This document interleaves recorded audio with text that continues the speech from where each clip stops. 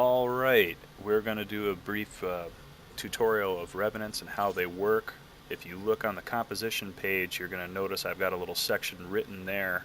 We're going to go over the front line right now.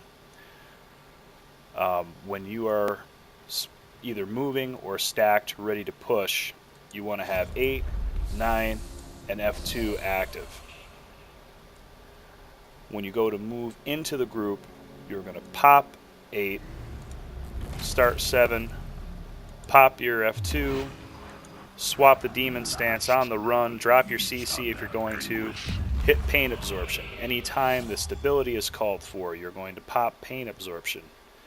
You're going to notice between 7 and 9 seconds, depending on what progression of the build you have set up, should be about how soon you can pop that.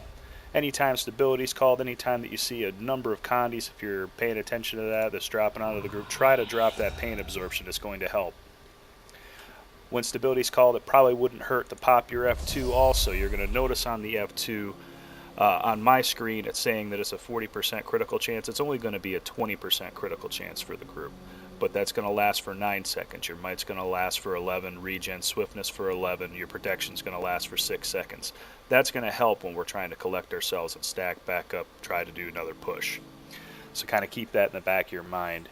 Your CCs are going to be your, well, in order of how effective they are, your CCs are going to be staff skill 5, hammer skill 5, glint skill 0 when you pop it. Keep in mind that's a cone in front of you, and then the 8 skill when you pop that is a small CC, and that was done in the order of how effective they are.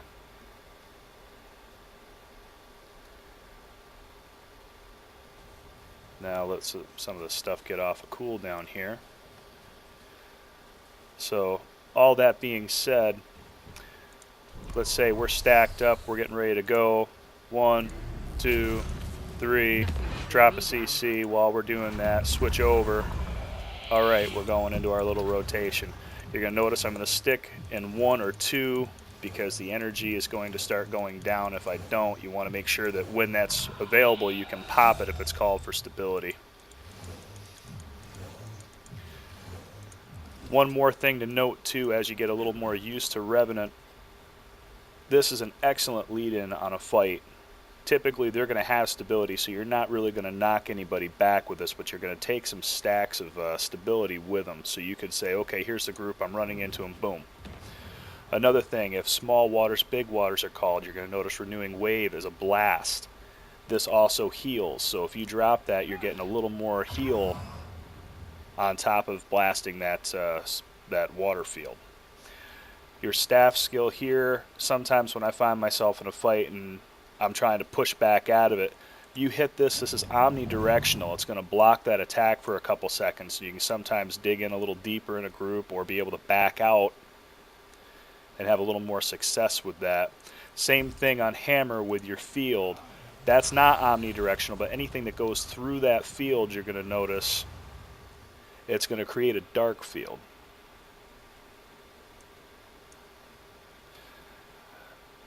Now, you want to try to use phase smash as little as possible, I've found, when we're fighting. Reason being is, of course, you don't really move.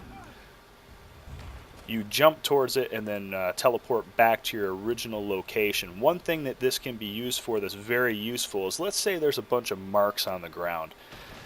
Aim this towards those marks if you're on flat ground.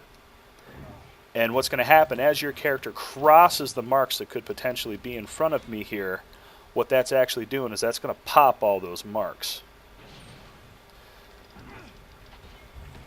So if you ever hear a commander calling for that, that's what we mean by that, is you want to, we'll say all the marks are right here in this little circle. Okay, we want you to pop it. There you go. Now if you're going uphill, downhill, it's not nearly as effective, I've noticed.